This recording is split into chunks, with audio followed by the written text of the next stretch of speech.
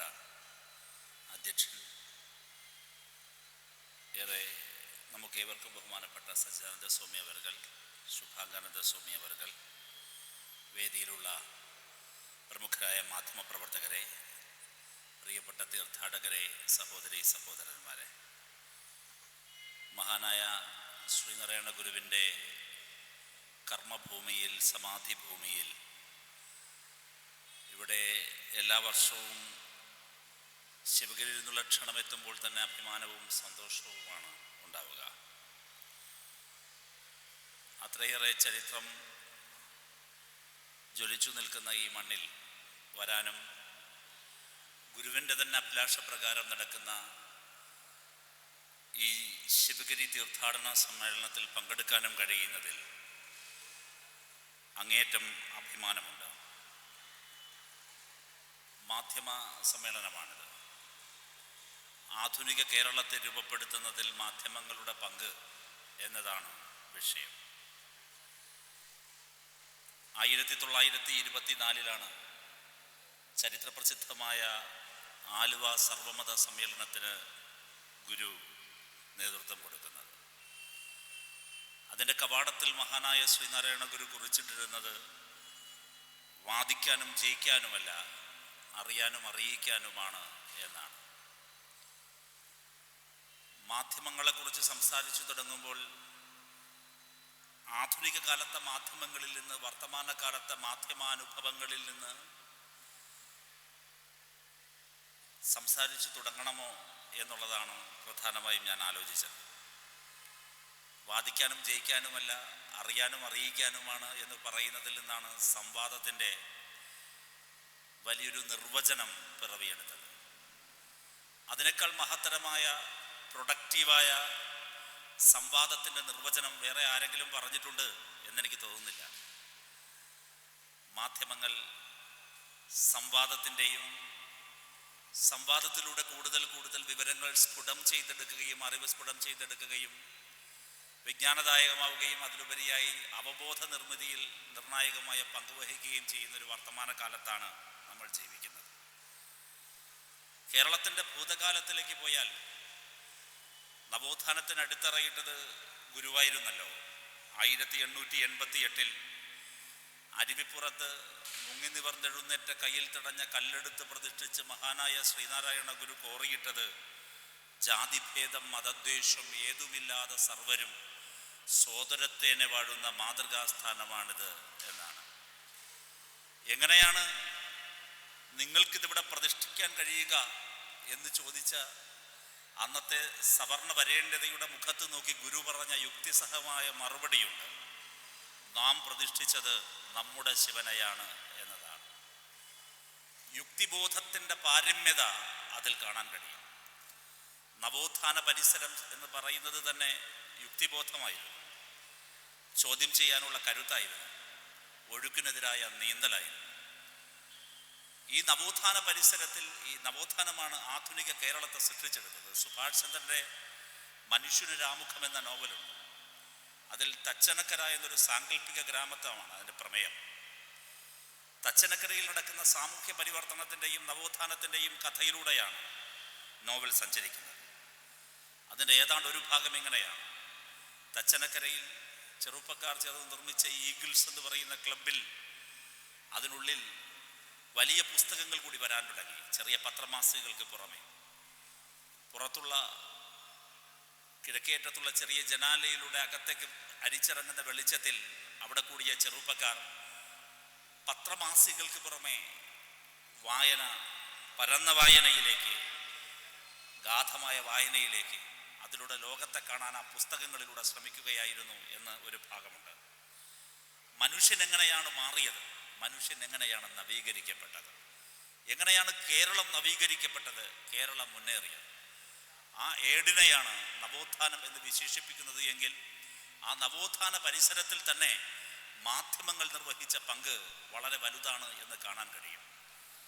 മാധ്യമ ചരിത്രത്തിലേക്ക് കടന്നു പോകുമ്പോൾ മലയാളത്തിൻ്റെ, ആധുനിക കേരളത്തിൻ്റെ നിർമ്മിതിയിലെ മാധ്യമങ്ങളുടെ ഏറ്റവും പ്രൗഢഗംഭീരമായ സംഭാവന എന്തായിരുന്നു എന്ന് ചോദിച്ചാൽ എൻ്റെ വിനീതമായ അഭിപ്രായം ഒപ്പീനിയൻ, അഭിപ്രായ നിർമ്മിതിയായിരുന്നു ഏറെ പ്രധാനപ്പെട്ടത് എന്ന് പറയാം. പതുക്കെ പതുക്കെ തുടങ്ങിയ മാധ്യമ പ്രവർത്തനത്തിൻ്റെ ചരിത്രത്തിലേക്ക് കടന്നു പോകുമ്പോൾ മാധ്യമങ്ങൾ അഭിപ്രായ നിർമ്മിതി തുടങ്ങി. അഭിപ്രായ നിർമ്മിതി, ഒപ്പീനിയൻ മുമ്പതുണ്ടായിരുന്നില്ല. ആ ഒപ്പീനിയൻ പിന്നീട് പല കവികളും ആ സന്ദർഭത്തിൽ പറഞ്ഞതുപോലെ, പല വിമർശകരും പറഞ്ഞതുപോലെ, ആ കാലഘട്ടത്തിലെ സാഹിത്യത്തിൽ, കലയിൽ, കുമാരനാശാന് മുൻപുള്ളൊരു കാലഘട്ടത്തിലുടനീളം കലയിലും സാഹിത്യത്തിലും എന്ന പോലെ മാധ്യമപ്രവർത്തനത്തിലും, അന്നത്തെ മാധ്യമപ്രവർത്തനത്തിലും വിമർശനങ്ങൾ ഉണ്ടായിരുന്നില്ല. സ്തുതിപാഠകർ മാത്രമായിരുന്നു ഉണ്ടായിരുന്നത്, വിമർശനങ്ങളല്ല. പക്ഷേ അവിടെ അഭിപ്രായങ്ങൾ ഉണ്ടാകാൻ തുടങ്ങി, ഒപ്പീനിയൻ.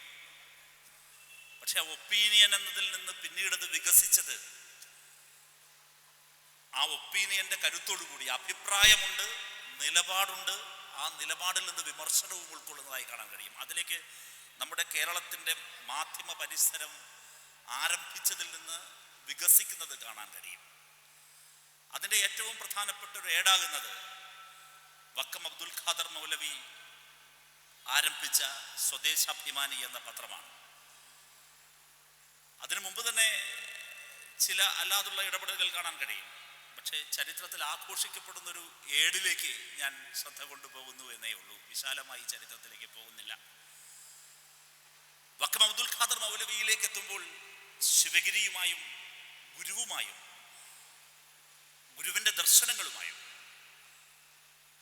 വക്കം അബ്ദുൽ ഖാദർ മൗലവിക്കും അദ്ദേഹത്തിൻ്റെ സമകാലികർക്കുമെല്ലാം ഉണ്ടായിരുന്ന അഭേദ്യമായ ഈ ആശയങ്ങൾ എങ്ങനെയാണ് അവരെ പ്രചോദിപ്പിച്ചത് എന്ന് കാണാൻ കഴിയും. യുക്തിബോധവും നിർഭയത്വവുമായിരുന്നു ഗുരു സംഭാവന ചെയ്തത്. ഇത് രണ്ടുമാണ് ഗുരുവിൻ്റെ മൗലികമായ സംഭാവന എന്ന് ചരിത്രത്തിൽ കാണാൻ കഴിയും. യുക്തിബോധം, മറ്റൊന്ന് നിർഭയത്വം. ഇത് രണ്ടും സ്വദേശാഭിമാനി പത്രത്തെ സ്വാധീനിച്ചിരുന്നതായി കാണാൻ കഴിയും. അതിൻ്റെ എഡിറ്ററായിരുന്ന സ്വദേശാഭിമാനി രാമകൃഷ്ണപിള്ളയെയും സ്വാധീനിച്ചിരുന്നു. അതിൻ്റെ ഉടമയായ വക്കം അബ്ദുൽ ഖാദർ മൗലവിയെയും സ്വാധീനിച്ചു. പിന്നീട് ചരിത്രത്തിലുടനീളം നിങ്ങൾക്ക് കാണാൻ കഴിയുന്നത് ആ വിമർശനങ്ങൾ നേരിടേണ്ടി വന്ന തിരുവിതാംകൂർ ഭരണകൂടത്തിൻ്റെ ശക്തമായ കടന്നാക്രമങ്ങളായിരുന്നു. മാധ്യമത്തിൻ്റെ എത്ര മാധ്യമങ്ങളാണ് ബ്രിട്ടീഷ് രാജിൻ്റെ മുമ്പിലും സാമ്രാജ്യത്വ ശക്തികളുടെ മുമ്പിലും, അതോടൊപ്പം തന്നെ അന്നത്തെ ഈ രാജഭരണത്തിൻ്റെയും എല്ലാം തന്നെ തടവറയ്ക്കുള്ളിൽ അടയ്ക്കപ്പെട്ട മാധ്യമങ്ങൾ അതായിരുന്നു. അവിടെ നിന്നെല്ലാം വിമോചിപ്പിക്കപ്പെട്ട് കേരളത്തിൻ്റെ, ഇന്ത്യയുടെ മാധ്യമങ്ങൾ മാറി. സ്വാതന്ത്ര്യത്തെക്കുറിച്ച് സംസാരിക്കാനും സ്വപ്നം ചെയ്യാനും തുടങ്ങി, സ്വപ്നം കാണാനും തുടങ്ങി. ശ്രീനാരായണ ഗുരു ഉൾപ്പെടെയുള്ളവർ ജ്വലിപ്പിച്ച നവോത്ഥാനത്തിൻ്റെ ഏറ്റവും ഗംഭീരമായ വെളിച്ചം, അത് അക്ഷരത്തിൻ്റെ തീയായി അത് ആളിക്കത്തുന്നത് കാണാൻ വേണ്ടി കഴിയും. മാതൃഭൂമി എന്ന പത്രം ആരംഭിക്കുമ്പോൾ അതിൻ്റെ ഉദ്ദേശ ലക്ഷ്യമായി പറഞ്ഞിരുന്ന കാര്യം തന്നെ ജനങ്ങൾക്കിടയിൽ സ്വാതന്ത്ര്യ അഭിരുചി വർദ്ധിപ്പിക്കുക എന്ന ലക്ഷ്യത്തോടു കൂടിയാണ്. ദരിദ്രരും ദുർബലരും സാധാരണക്കാരുമായ മനുഷ്യരെ വിമോചനത്തിൻ്റെ സ്വപ്നങ്ങൾ കാണാൻ പ്രേരിപ്പിക്കുന്ന ഏറ്റവും മഹത്തരമായ സങ്കല്പങ്ങളിലായിരുന്നു നിർഭയമായി എഴുന്നേറ്റു നിൽക്കാനും ചോദ്യം ചോദിക്കാനും ശബ്ദം നഷ്ടപ്പെട്ടു പോയ മനുഷ്യരുടെ ശബ്ദമായി മാറാനുമായിരുന്നു മലയാളത്തിലെ മുഴുവൻ മാധ്യമങ്ങളും അവരുടെ പ്രവർത്തനം ആരംഭിച്ചത് എന്ന് കാണാൻ വേണ്ടി കഴിയും. ത്യാഗനിർഭരമായ വഴികളിലൂടെ കടന്നുപോയ മാധ്യമ പ്രവർത്തകരെ ചരിത്രത്തിൽ കാണാൻ കഴിയും. ഇവിടെ വക്കം അബ്ദുൽ ഖാദർ മൗലവിയുടെ പ്രസ് കണ്ടുകെട്ടുകയും, വക്കം അബ്ദുൽ ഖാദർ മൗലവി മാത്രമല്ല, ഒട്ടേറെ ചരിത്രത്തിലെ അത്തരത്തിലുള്ള പീഡനങ്ങൾ ഏറ്റുവാങ്ങിയ കാലം കാണാൻ കഴിയും. ഞാനതിൻ്റെ വിശദാംശങ്ങളിലേക്ക് വീണ്ടും കടന്നു പോകാൻ ഉദ്ദേശിക്കുന്നില്ല. നമുക്കെല്ലാവർക്കും അറിയാവുന്ന ചരിത്രമാണ്. ത്യാഗനിർഭരമായ വഴികളിലൂടെ അവർ മുൻപോട്ട് പോകുമ്പോഴും അവർക്കൊരു ഉറച്ച ലക്ഷ്യമുണ്ടായിരുന്നു, ഇച്ഛാശക്തി ഉണ്ടായിരുന്നു. എന്തായിരുന്നു അവരുടെ ഇച്ഛാശക്തി? അത് നിർഭയമായി സാമൂഹിക പരിവർത്തനത്തിന് വേണ്ടി സംസാരിക്കുക, സാധാരണക്കാരായ മനുഷ്യർക്ക് വേണ്ടി സംസാരിക്കുക. അവിടെ നിന്നും മലയാള മാധ്യമ ചരിത്രം ഏതെല്ലാം വഴികളിലൂടെ പിന്നിട്ട് ഇന്നെവിടെയാണ് എത്തി നിൽക്കുന്നത്, ഇന്നെത്തി നിൽക്കുന്നിടത്തേക്ക് വരുന്നതിന് മുമ്പ് പിന്നിട്ട വഴികൾ എന്തൊക്കെ, ടെക്നോളജിയിലുണ്ടായ മാറ്റങ്ങൾ നമ്മുടെ മാധ്യമ മേഖലയെ സ്വാധീനിച്ചു. ഈ കൂട്ടത്തിലിരിക്കുന്നതിൽ റേഡിയോയെ ആശ്രയിച്ചിരുന്നവരുണ്ടാകാം, ടി വിയെ ആശ്രയിച്ചിട്ടുണ്ടാകാം, ടി വിയിൽ തന്നെ ദൂരദർശനെ മാത്രം ആശ്രയിച്ചിരുന്നവരുണ്ടാകാം, ദൂരദർശൻ്റെ ഒരു ബുള്ളറ്റിനെ മാത്രം ആശ്രയിച്ചിരുന്നവരുണ്ടാകാം. അതിൽ നിന്നും ഇത് മാറി പരിപൂർണമായും ടെക്നോളജി, വിരൽത്തുമ്പിൽ ലഭിക്കുന്ന വിവരങ്ങളുടെയും ഒക്കെ പുതിയൊരു ലോകത്തേക്ക് നമ്മൾ എത്തിച്ചേർന്നിരിക്കുകയാണ്. ഇന്ന് മീഡിയയെ പൊതുവിൽ അറിയപ്പെടുന്നത് മീഡിയ ഇൻഡസ്ട്രി എന്നാണ്. ഇൻഡസ്ട്രി, ധാർമ്മികത, നിർഭയത്വം, യുക്തിബോധം, ശബ്ദമില്ലാത്തവരുടെ ശബ്ദം എന്നതെല്ലാം അവിടെ നിന്നെല്ലാം മാറി ഇന്നെത്തി നിൽക്കുന്നത് മാധ്യമ ഇൻഡസ്ട്രിയാണ്. മീഡിയ ഇൻഡസ്ട്രി എന്ന് തന്നെയാണ് പറയുന്നത്. വലിയ മുതൽ മുടക്കുള്ള മാധ്യമങ്ങൾ ഒരു വശത്ത്, ഒരു മുതൽ മുടക്കും ഇല്ലാതെ തന്നെ സാമൂഹ്യ മാധ്യമങ്ങൾ വഴി അഭിപ്രായ പ്രകടനം നടത്താൻ കഴിയുന്ന പ്ലാറ്റ്ഫോമുകൾ മറുവശത്ത്. ഇന്നത്തെ മാധ്യമ പരിസരത്തിൽ നിന്നുകൊണ്ട് ഞാൻ കേരളത്തെ രൂപപ്പെടുത്തുന്നതിൽ മാധ്യമങ്ങൾ നിർവഹിച്ച അതിശക്തമായ പങ്കിനെ അംഗീകരിക്കുകയും ഇന്നും അത് തുടരേണ്ടതുണ്ട് എന്ന് പറയുകയും ചെയ്യുമ്പോൾ ലോകത്താകെ മാധ്യമരംഗത്ത്, മാധ്യമങ്ങൾ എന്ന് പറയുമ്പോൾ ഇന്ന് ഏതെങ്കിലും ചാനലോ വർത്തമാന പത്രങ്ങളോ മാത്രമല്ല, അതിനെല്ലാം അപ്പുറത്ത് വളരെ വിപുലമായ മേഖലകളിലേക്ക് വിവിധ സോഷ്യൽ മീഡിയ പ്ലാറ്റ്ഫോമുകളിലൂടെ പലതരത്തിലാണ്, എല്ലാ അർത്ഥത്തിലും ഇന്ന് ഡിജിറ്റൽ പ്ലാറ്റ്ഫോമുകൾ വല്ലാതെ വിലയം ചെയ്യപ്പെട്ടിരിക്കുന്ന ഒരു കാലത്ത് ഇനിയും അത് മുമ്പോട്ടാണല്ലോ പോകുന്നത്. രണ്ട് പദങ്ങൾ വളരെ പ്രസക്തമാണ് എന്നെനിക്ക് തോന്നുന്നു. രണ്ട് പദങ്ങൾ, ഒരു വ്യക്തിയും ഇവിടെ പ്രസക്തമാണ് എന്നെനിക്ക് തോന്നുന്നു. രണ്ട് പദങ്ങളിൽ ഒന്ന് പോസ്റ്റ് ട്രൂത്ത് എന്നാണ്. ഓക്സ്ഫോർഡ് ഡിക്ഷണറി ഓരോ വർഷവും അവരുടെ ഒരു പുതിയ വേർഡ്, ആ വർഷത്തിൻ്റെ വേർഡ് അവർ മുമ്പോട്ട് വയ്ക്കും. അങ്ങനെ വെച്ചൊരു വേർഡായിരുന്നു പോസ്റ്റ് ട്രൂത്ത്. ഏത് വർഷമാണ് എന്നത് ഞാൻ മറന്നുപോയി. പോസ്റ്റ് ട്രൂത്ത് എന്താണ്? പോസ്റ്റ് ട്രൂത്ത് അത് സത്യാനന്തരത എന്നതാണ്. രണ്ടാമത്തെ വേർഡ് ഈ കഴിഞ്ഞ വർഷത്തെ വേർഡ് ഓഫ് ദി ഇയർ ആണ്. 2024 വേർഡ് ഓഫ് ദി ഇയർ ആണ്. ആ word of the year brain rot എന്നാണ്. Brain rot. മൂന്നാമത്തെ ആളിന്റെ പേര് മറിയ റെസ്സ എന്നാണ്. നൊബേൽ സമ്മാന പുരസ്കാര ജേതാവ്, സമാധാനത്തിനുള്ള നൊബേൽ പുരസ്കാരം നേടിയ മറിയ റെസ്സ. ഞാൻ ഈ മൂന്ന് കാര്യങ്ങളെ, ഒരാളുടെ പേരും രണ്ട് വേർഡും, ആധുനിക കാലത്തെ മാധ്യമങ്ങളുടെ സംഭാവനയെക്കുറിച്ച് പറയുമ്പോൾ പറയേണ്ടി വരികയാണ്. എന്താണ് ഇന്നത്തെ കാലത്തിൻ്റെ സവിശേഷത? ലോകമാകെ എങ്ങനെയാണ് മാധ്യമങ്ങൾ അഭിപ്രായ നിർമ്മിതിയുടെ ഉറവിടങ്ങൾ എങ്ങനെയാണ് ആപൽക്കരവും അപകടകരവുമായി മാറുന്നത് എന്നതിലേക്ക് ഞാൻ എൻ്റെ അഭിപ്രായത്തെ കൊണ്ടുവന്നെത്തിക്കാൻ ശ്രമിക്കുകയാണ്. സത്യാനന്തരത എന്ന് പറഞ്ഞാൽ സത്യം മരിച്ചുപോയ കാലമെന്നാണ്. സത്യം മരിച്ചുപോയി, സത്യം ഉണ്ടാവില്ല, സത്യം മരിച്ചു. സത്യത്തിന്റെ മരണത്തിനു ശേഷമുള്ളൊരു കാലത്തെയാണ് സത്യാനന്തരത എന്ന് പറയുന്നത്, പോസ്റ്റ് ട്രൂത്ത്. അവിടെ വികാരങ്ങളായിരിക്കും, വസ്തുതകൾ ഉണ്ടാകില്ല, ഫാക്റ്റ് ഉണ്ടാകില്ല. ഒരു മനുഷ്യന്റെ വൈകാരികതയെ ആളിക്കത്തിക്കാൻ കഴിയുന്നതെല്ലാം ഉണ്ടാകും, അതിൽ എല്ലാം ഉണ്ടാകും.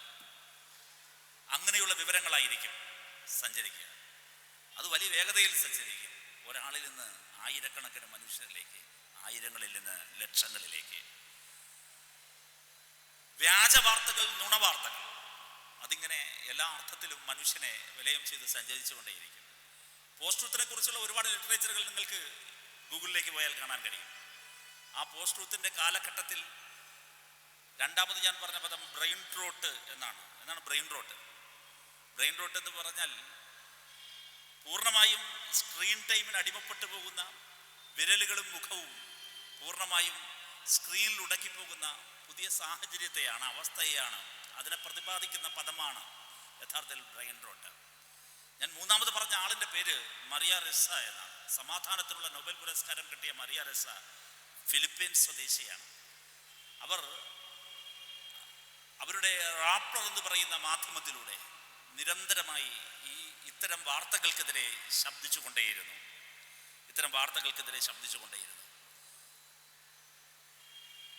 നുണകൾക്കെതിരെ സംസാരിച്ച ഒരു മനുഷ്യന്, ഒരു സ്ത്രീക്ക്, നുണകൾക്കെതിരായ സമരത്തിൽ ഏർപ്പെട്ട ഒരാൾക്ക് ലോകം സമാധാനത്തിന്റെ നൊബേൽ പുരസ്കാരം കൊടുത്തു എന്നുള്ളതാണ്. ഇത് മൂന്നും ഇവിടെ പ്രസക്തമാണ് എന്ന് എനിക്ക് തോന്നാൻ കാരണം, ആധുനിക കാലത്ത് എന്താണ് നമ്മൾ സ്വീകരിക്കേണ്ടത്, എന്തിനെയാണ് നമ്മൾ തള്ളിപ്പറയേണ്ടത്, എന്തിനെയാണ് നമ്മൾ പിന്തുടരേണ്ടത് എന്നുള്ളൊരു മാധ്യമ സാക്ഷരത യഥാർത്ഥത്തിൽ നമ്മുടെ പൊതുസമൂഹത്തിൽ ഉണ്ടാകേണ്ടതുണ്ട് എന്നെനിക്ക് തോന്നുകയാണ്. ആധുനിക കേരളത്തിൻ്റെ നിർമ്മിതിയിൽ നിർണായകമായ പങ്ക് വഹിച്ച മാധ്യമങ്ങളിൽ നിന്ന് പുതിയ കാലഘട്ടത്തിലെ മാധ്യമങ്ങളിലേക്ക് എത്തിച്ചേരുമ്പോൾ അത് എൻ്റെയും നിങ്ങളുടെയും സമയത്തെ പങ്കിട്ടെടുക്കുന്ന ഒരു ഇൻഡസ്ട്രി മാത്രമാണ് എന്ന തിരിച്ചറിവിലേക്ക് നമ്മൾ എത്തണം. എനിക്ക് ആ വിമർശനമുണ്ട്. അതിനുള്ളിൽ നിന്നുകൊണ്ട് സത്യം പറയാനും അഭിപ്രായങ്ങൾ പറയാനും മനുഷ്യരുടെ വിഷമങ്ങളിലേക്ക് ഇറങ്ങിച്ചെല്ലാനും മനുഷ്യന്റെ വേദനകളിൽ നിന്ന് ഇന്നത്തെ നമ്മുടെ അവസ്ഥയിൽ നിന്ന് കൂടുതൽ മുന്നോട്ട് മുന്നേറാനും സമൂഹത്തെ പ്രാപ്തമാക്കാൻ കഴിയുന്ന ഗുരുകൾ തെളിച്ചു വെച്ച നിർഭയത്വത്തിൻ്റെയും യുക്തിബോധത്തിൻ്റെയും വലിയ കിടാവിളക്കുകളായി മാറാൻ മാധ്യമങ്ങൾക്ക് സാധിക്കുമോ എന്ന ചോദ്യമാണ് വളരെ പ്രസക്തമായി മാറുന്നത്. പോസ്റ്റ് ട്രൂത്തിൻ്റെ കാലത്ത്, ഡിജിറ്റൽ അഡിഷൻ്റെ കാലത്ത്, ബ്രെയിൻ റോട്ടിൻ്റെ കാലത്ത് നുണകൾക്കെതിരായ പോരാട്ടങ്ങൾ നമ്മളും തുടരേണ്ടതില്ലേ എന്ന ചോദ്യമാണ് ഞാൻ നിങ്ങളോട് ചോദിക്കുന്നത്. നമ്മൾ എങ്ങനെയാണ് ആ പോരാട്ടത്തെ മുന്നോട്ട് കൊണ്ടുപോവുക? ആ പോരാട്ടത്തെ മുന്നോട്ട് കൊണ്ടുപോകാതെ മാധ്യമങ്ങളുടെ ഇടപെടലിനെ എങ്ങനെയാണ് നമുക്ക് കൂടുതൽ പ്രൗഢഗംഭീരമാക്കാൻ കഴിയുക, കൂടുതൽ പ്രൊഡക്റ്റീവാക്കാൻ കഴിയുക? വാദിക്കാനും ജയിക്കാനുമല്ല, അറിയാനും അറിയിക്കാനുമാണ് എന്നതിലേക്ക് നമുക്ക് എങ്ങനെയാണ് വളരെ പ്രൊഡക്റ്റീവായ ഒരു പരിസരത്തിലേക്ക് നമുക്ക് എത്തിച്ചേരാൻ കഴിയുക? അന്ന് മാധ്യമങ്ങൾ ഉണ്ടായിരുന്നില്ല, മറിച്ച് സംവാദത്തിൻ്റെ ഇടങ്ങളായിരുന്നു ഉണ്ടായിരുന്നത്. ആ സംവാദത്തിൻ്റെ ഇടം എങ്ങനെയായിരിക്കണം എന്ന് പറയുന്നത് തന്നെയാണ് ഇന്നത്തെ സംവാദത്തിൻ്റെ ഇടം. അത് ഡിജിറ്റൽ പ്ലാറ്റ്ഫോം ഉണ്ടായിരുന്നില്ല. ഗുരു ആലുവയിൽ സംവാദം നടത്തുമ്പോൾ, സർവമത സമ്മേളനം നടത്തുമ്പോൾ അദ്ദേഹം പറഞ്ഞത് ഇൻക്ലൂസിവിറ്റിയുടെ എങ്ങനെയാ പറയാ, നമ്മുടെ ഒരു ചേർത്ത് വെക്കലിൻ്റെ, എങ്ങനെയാണ് അന്യനെ അറിയുക, കേൾക്കുക, കൺസേൺ ഫോർ ദി അതർ എന്നൊരു സങ്കല്പം ഉണ്ടല്ലോ, അന്യനോടുള്ള കരുതലായി മാറുക. ഞാൻ പറഞ്ഞത് ഈ ലോകത്തേക്ക് വർത്തമാനകാല മാധ്യമങ്ങൾക്ക് പോകാൻ കഴിയുന്നുണ്ടോ എന്നുള്ള ഒരു ആത്മവിമർശനത്തിലേക്ക് പോകണം. മാധ്യമ സംവാദങ്ങളും മാധ്യമ ചർച്ചകളുമെല്ലാം യഥാർത്ഥത്തിൽ ഉരുവം കൊള്ളേണ്ടത്, അത് കൂടുതൽ ശക്തിപ്പെടേണ്ടത് എങ്ങനെയായിരുന്നു കേരളത്തിൻ്റെ രൂപീകരണത്തിൽ മാധ്യമങ്ങൾ നിർവഹിച്ച പങ്ക്, നവോത്ഥാന പരിസരത്തിൽ നിർവഹിച്ച പങ്ക് എന്നതിൽ ഇവിടെ എത്തി നിൽക്കുമ്പോൾ അതിന്നത്തെ മാധ്യമങ്ങൾക്ക് ഇന്നത്തെ വെല്ലുവിളികളെ നേരിടാനും ഇന്നിൽ നിന്ന് കൂടുതൽ മുന്നോട്ട് കേരളത്തെ നയിക്കാനും കഴിയുന്നുണ്ടോ എന്ന ആത്മവിമർശനത്തിൽ കൂടി ഊന്നി ആ ചർച്ച പോകണം എന്നുള്ളത് കൊണ്ടാണ് ഞാനത് പറഞ്ഞു വെച്ചത്. എന്തായിരുന്നു നവോത്ഥാന പരിസരത്തിൽ മാധ്യമങ്ങളുടെ പങ്ക്? മാധ്യമങ്ങൾ യുക്തിബോധത്തിൻ്റെ വലിയ ജോലി തെളിയിച്ചവരായിരുന്നു, ശാസ്ത്രാവബോധത്തിൻ്റെ ജോലി തെളിയിച്ചവരായിരുന്നു, ദേശാഭിമാനത്തിൻ്റെ ജോലി തെളിയിച്ചവരായിരുന്നു. എല്ലാ മാധ്യമങ്ങളും അങ്ങനെയാണ് ആ കടമ നിർവഹിച്ചത്. എല്ലാ മാധ്യമങ്ങളുടെ കൂട്ടത്തിൽ സിനിമയും വരും. മലയാളത്തിലെ ആദ്യത്തെ ചലച്ചിത്രം ഏതാണ്?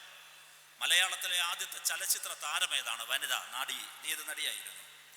തിരുവനന്തപുരത്തെ ക്യാപിറ്റോൾ തിയേറ്ററിൽ മലയാളത്തിൻ്റെ ആദ്യ ചലച്ചിത്രം അവതരിപ്പിക്കുമ്പോൾ ആദ്യ പ്രദർശനത്തിനിടയിൽ വെച്ച് മലയാളത്തിൻ്റെ ആദ്യത്തെ നായികയ്ക്ക് അവിടെ നിന്നും ഒളിച്ചോടേണ്ടി വന്നതാണ് ചരിത്രം. ആ സിനിമ ഉയർത്തിപ്പിടിച്ച അഭിപ്രായം എന്തായിരുന്നു? ദുർബലരുടെ അഭിപ്രായമായിരുന്നു, അടിച്ചമർത്തപ്പെട്ടവരുടെ അഭിപ്രായമായിരുന്നു. അത് ഉയർത്തിപ്പിടിച്ചത് സിനിമ മാത്രമല്ല, കല. നമ്മൾ ഇന്ന് നമ്മളായി മാറിയതിൽ നിർണായകമായ പങ്ക് വഹിച്ച മാധ്യമങ്ങളും എഴുത്തും സിനിമയും, അങ്ങനെ മാധ്യമങ്ങളുടെ സർവ്വരൂപങ്ങളും സർവ്വ പ്ലാറ്റ്ഫോമുകളും അന്ന് നിർവഹിച്ച സംഭാവന ഇന്ന് കൂടുതൽ ശക്തമായി പറയേണ്ട ഒരു കാലമാണ്. ആ ഉത്തരവാദിത്വം ഏറ്റെടുക്കേണ്ടതാണ് ഇന്നത്തെ മാധ്യമങ്ങളുടെ ദൗത്യം എന്ന് ഞാൻ ഓർമ്മപ്പെടുത്തുകയാണ്. ശാസ്ത്രാവബോധം. ഒരു സർവമത സമ്മേളനത്തിന് പിന്നാലെ എല്ലായ്പ്പോഴും ഈ പറയുന്ന തീർത്ഥാടന സമ്മേളനം നടക്കണമെന്ന് തന്നെ പറയുമ്പോൾ ശാസ്ത്രാവബോധം വളർത്തുന്നതിനുള്ള, വിദ്യാഭ്യാസത്തെയും വിജ്ഞാനത്തെയും പ്രൊമോട്ട് ചെയ്യുന്നതിനുള്ള നിർദ്ദേശങ്ങൾ മുന്നോട്ട് വെച്ചതായി നമുക്ക് കാണാൻ കഴിയും. തീർച്ചയായും ആ കിടാവിളക്ക് നമുക്ക് അതുപോലെ മുൻപോട്ട് കൊണ്ടുപോകാൻ കഴിയണം. നമുക്ക് ആ ദിശയിലൂടെ സഞ്ചരിക്കാൻ ഒരുപാടുണ്ട്. ഗുരു മുന്നോട്ട് വെച്ച യുക്തിബോധം, നിർഭയത്വം, ശാസ്ത്രാവബോധം, ഇതിന് പുരോഗമന സ്വഭാവം, മാനവിക മൂല്യം, ഇതിനെയെല്ലാം ആസ്പദമാക്കിയുള്ള വർത്തമാനകാല മാധ്യമ പരിസരം ശക്തിപ്പെടേണ്ടതുണ്ട് എന്നതാണ് എൻ്റെ വിനീതമായ അഭിപ്രായം. ഇത്രയും പറഞ്ഞുകൊണ്ട് ഞാൻ എൻ്റെ വാക്കുകൾ അവസാനിപ്പിക്കുന്നു. ഈ സമ്മേളനത്തിൽ പങ്കെടുക്കാൻ കഴിഞ്ഞതിലുള്ള സന്തോഷം രേഖപ്പെടുത്തിക്കൊണ്ട് ഈ മീഡിയ കോൺഫറൻസ് ഔപചാരികമായി ഉദ്ഘാടനം ചെയ്തതായി അറിയിച്ച് ഞാൻ എൻ്റെ വാക്കുകളിൽ നിന്നും വിടവാങ്ങുന്നു. നന്ദി, നമസ്കാരം.